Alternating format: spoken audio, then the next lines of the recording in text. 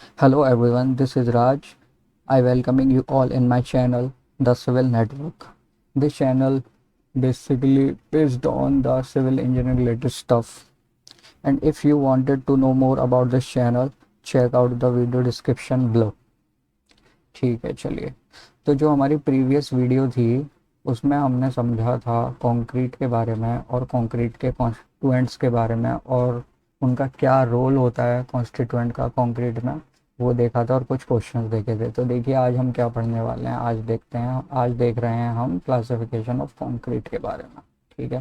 तो जो कंक्रीट है वो बेसिकली डिवाइड की गई है काफ़ी सारे टाइप्स में on the basis of cementing material, strength, bulk density, place of curing, designing, workability, grade and purpose. देखते हैं हम अभी आगे कि कैसे की गई है ना। और इसके साथ साथ हम कुछ क्वेश्चंस भी देखेंगे इस टॉपिक से रिलेटेड। ठीक है, तो हम स्टार्ट करते हैं आज का।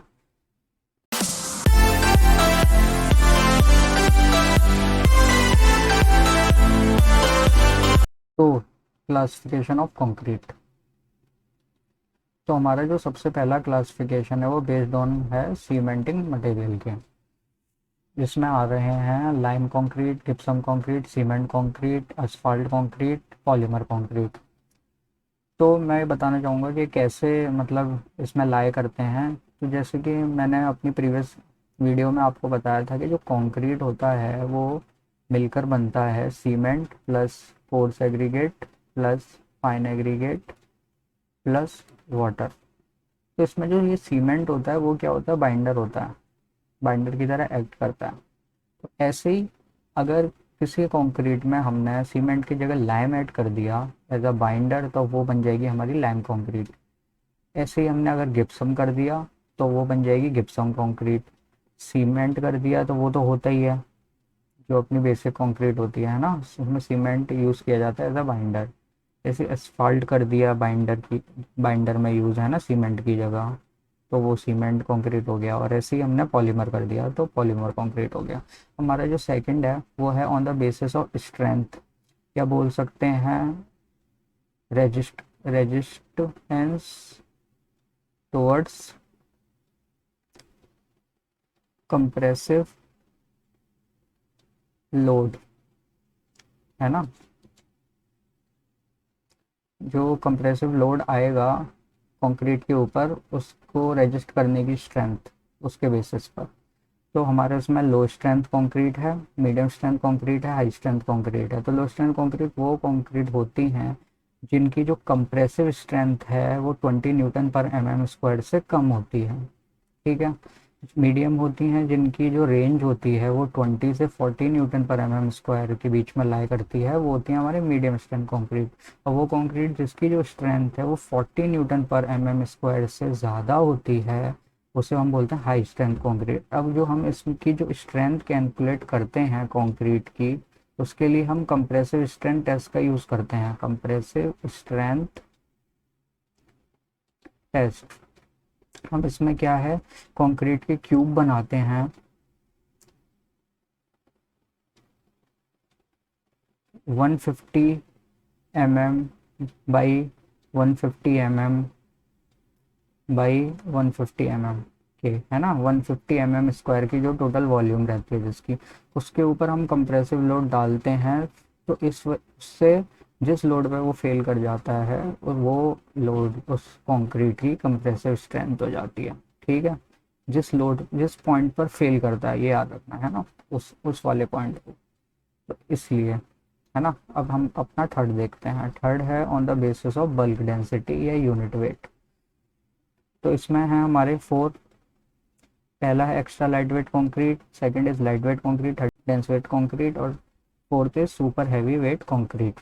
तो लाइट वेट, ऐसे एक्स्ट्रा लाइट वेट कौन से होते हैं, जो 50 kg पर मीटर क्यूब से कम वाले होते हैं। लाइट वेट होते हैं जो 500 से 1800 kg पर मीटर क्यूब की रेंज में लाया करते हैं। ऐसे ये 1800 से 2500, ऐसे ये 2500 से ज़्यादा होते हैं, सुपर हैवी वेट में होते हैं।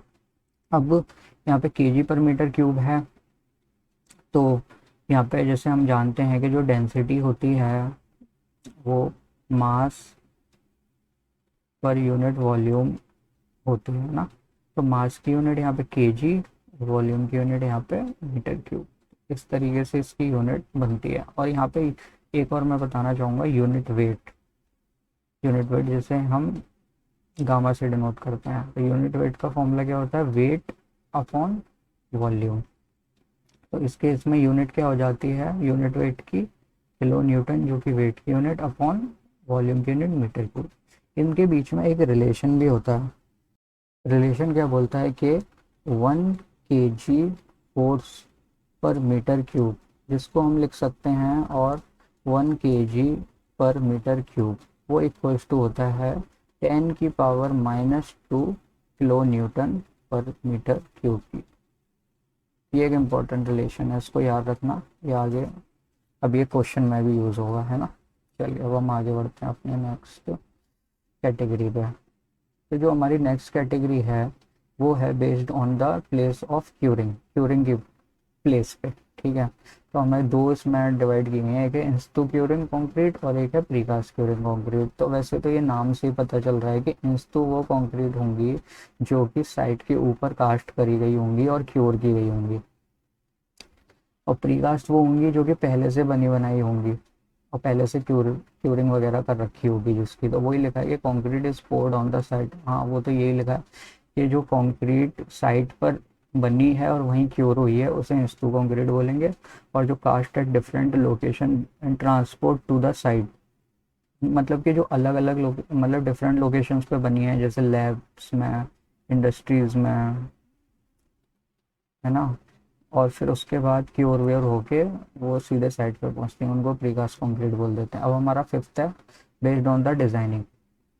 तो बेस्ड ऑन द डिज़ाइनिंग के लिए हमारे यहाँ पे तीन है, एक है प्लेन सीमेंट कंक्रीट, एक रीइंफोर्स्ड सीमेंट कंक्रीट और एक प्री स्ट्रेच सीमेंट कंक्रीट। तो प्लेन सीमेंट कंक्रीट जो हमारी मोस्ट बेसिक टाइप की कंक्रीट है ना, इसमें कोई रीइंफोर्समेंट प्रोवाइड नहीं किया जाता है। अगर मैं थोड़ा सा और आपको आइडिया दूं तो जो प्लेन सीमेंट कंक्रीट होती है वो यूज़ होती है हमारी फाउंडेशन बेड्स में।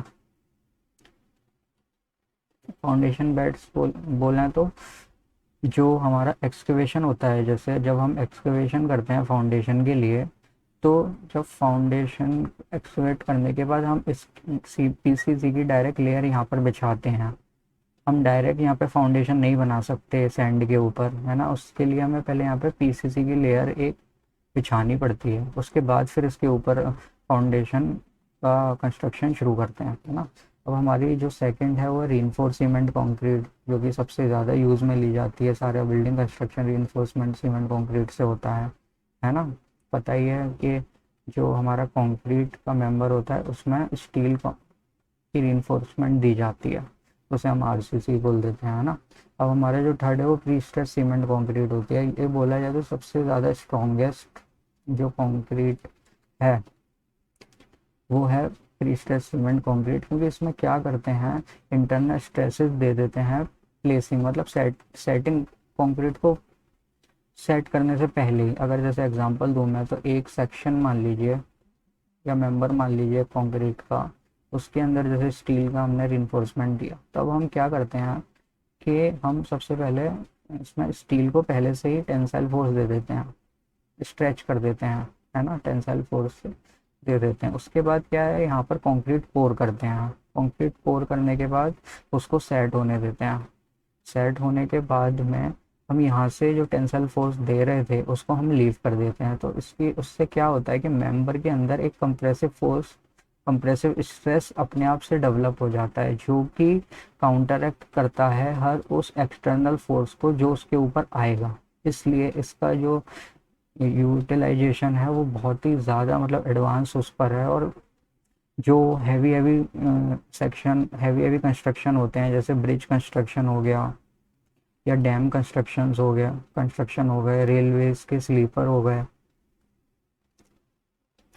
है ना, वहाँ पे लोड क्योंकि बहुत आता है, एक्सटर्नल लोड जो होता है सेक्शन के ऊपर वो बहुत आता है, इस वजह से वहाँ पे प्री स्ट्रेस कंक्रीट का यूज़ करते हैं। जो हमारी सिक्स है वो है on the basis of workability. तो वर्केबिलिटी के बेसिस पे ये तीन तीन तरीके से डिवाइड की गई है, एक है अनवर्केबल कंक्रीट, एक है मीडियम वर्केबल कंक्रीट और एक है हाई वर्केबल कंक्रीट।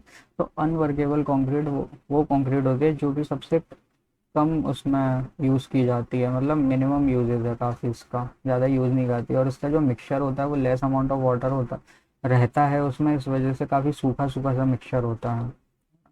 इस वजह से generally not suitable for construction purpose, है ना, नहीं ली जाती है। अब जो मीडियम वर्केबल कंक्रीट है वो उसके अंदर सफिशिएंट अमाउंट ऑफ वाटर रहता है और used in the construction with light reinforcement, और ऐसे कंस्ट्रक्शन में यूज़ में ली जाती है जिस जहाँ रिइंफोर्समेंट जो होता है वो थोड़ा लाइट रहता है। जैसे कि फॉर एग्जांपल हम लाइट का मतलब जैसे कि जहाँ पर जो एक्सटर्नल लोड होता है सेक्शन के ऊपर हमारे, वो इतना ज़्यादा नहीं आता। जैसे फॉर एग्जांपल हमारे हाउसेज हो गए, मतलब रेजिडेंशियल बिल्डिंग,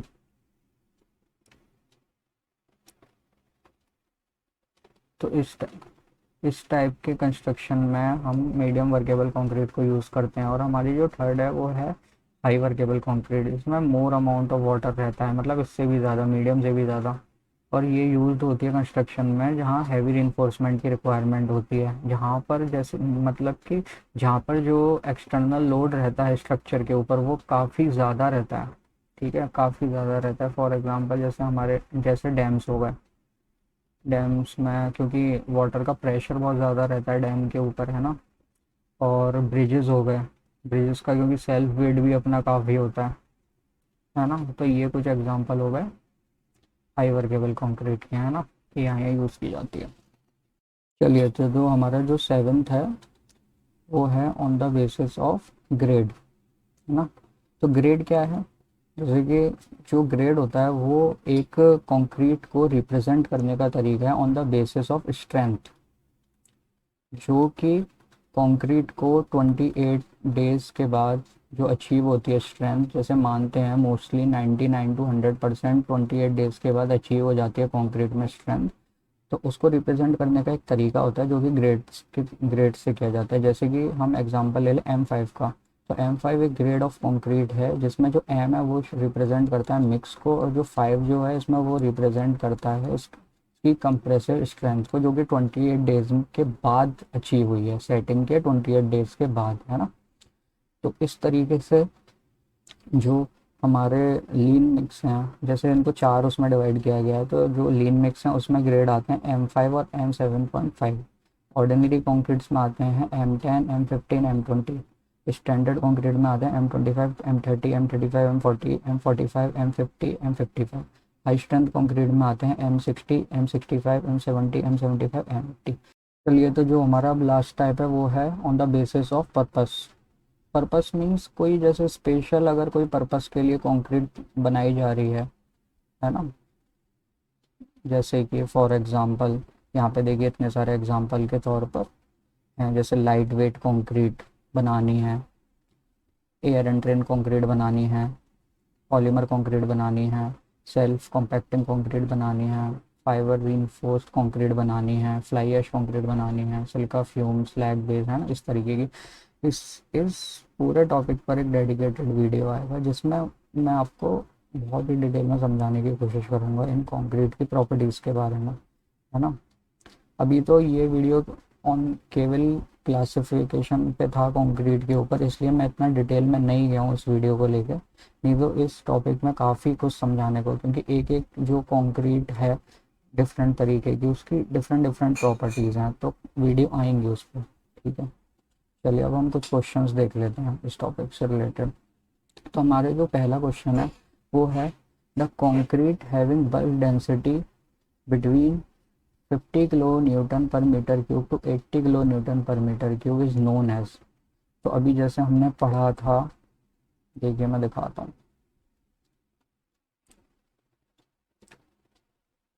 ये रहा कि concrete on the basis of bulk density और यूनिट वेट, है ना। तो यहाँ पर दिया हुआ है 5 kilo newton to 18 kilo newton. मैंने आपको बताया था, यहाँ पे आप एक चीज़ याद रखिएगा कि जो किलोग्राम फोर्स पर मीटर क्यूब को हम लिख सकते हैं 1 kg पर मीटर क्यूब, है ना। तो ये बराबर होता है 10⁻⁻² times kilo Newton per metre cube के। तो इसका मतलब क्या है कि अगर इसको हम अगर 500 kg पर मीटर क्यूब को किलो न्यूटन में कन्वर्ट करना है, तो 500 से सीधे सीधे 10⁻⁻² से मल्टीप्लाई कर दीजिए। तो ये क्या हो जाएगा आपका 5 kilo Newton per metre cube. चलिए, तो अब हमने देख लिया, यहाँ पे दिया हुआ है 5 किलो न्यूटन से ले पर मीटर क्यूब से लेके 18 किलो न्यूटन पर मीटर। तो हमारा जो आंसर हो गया वो हो गया लाइट वेट कॉन्क्रीट। ठीक है, लाइट वेट कॉन्क्रीट। अब हम नेक्स्ट देखते हैं, the dash concrete consist of cement, coarse aggregate and water. इसमें देख रहे होगे, चलो देखते हैं। जैसे सारे कॉन्क्रीट हैं उसमें तो फाइन एग्रीगेट्स भी होते हैं, लेकिन यहाँ एक ऑप्शन गिवन है जिसका जिसका नाम ही दे रखा है नो फाइन कॉन्क्रीट। तो हमारा जो ऑप्शन है वो ये करेक्ट हो जाएगा, क्योंकि इसमें फाइन एग्रीगेट नहीं मेंशन्ड है। यहाँ एक एक्सप्लेनेशन लिखा हुआ है थोड़ा सा नो फाइन कंक्रीट के बारे में। This is obtained by eliminating the sand from concrete mix such and such concrete has been adopted for external load bearing walls of single storeys और multi storey houses. Small retaining walls में भी use में लेते हैं और damp proof sub base material में भी use लेते हैं। अगर इसको हल्का सा एक्सप्लेन करूँ तो जो एक्सटर्नल लोड बियरिंग वॉल्स होती हैं ना, जो हमारी बाहर की जो दीवारें होती हैं घरों की, है ना, उसमें यूज़ में लेते हैं। क्यों लिया जाता है? एक तो पहली बात ये है कि इसमें सैंड ना होने का यहाँ पे एक एडवांटेज है। क्या एडवांटेज है? कि यहाँ पे जो है वो डैम्पिंग नहीं आती, इसमें डैम्पिंग नहीं आती, क्योंकि कैपिलरी एक्शन यहाँ पे होता ही नहीं है ना। जब कैपिलरी एक्शन नहीं होता, क्योंकि यहाँ पे सैंड नहीं है, तो कैपिलरी एक्शन भी नहीं होता। तो इस वजह से वो आउटर वॉल्स में हम लोग यूज़ करते हैं, है ना, और डैम प्रूफ सब बेस की तरह भी यूज़ करते हैं।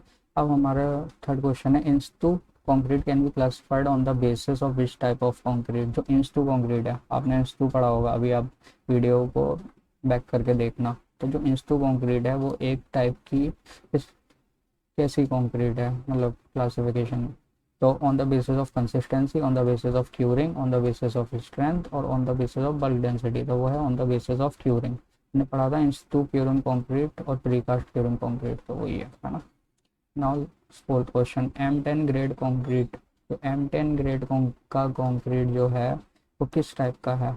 लीन मिक्स कंक्रीट है, ऑर्डिनरी कंक्रीट है, स्टैंडर्ड कंक्रीट है, या हाई स्ट्रेंथ कंक्रीट है? तो आपने अभी अभी पढ़ा है इसको कि जो M10 ग्रेड कंक्रीट है वो एक ऑर्डिनरी ग्रेड का कंक्रीट है, क्योंकि लीन मिक्स वाला होता है उसमें M5 और M10 आते हैं बस।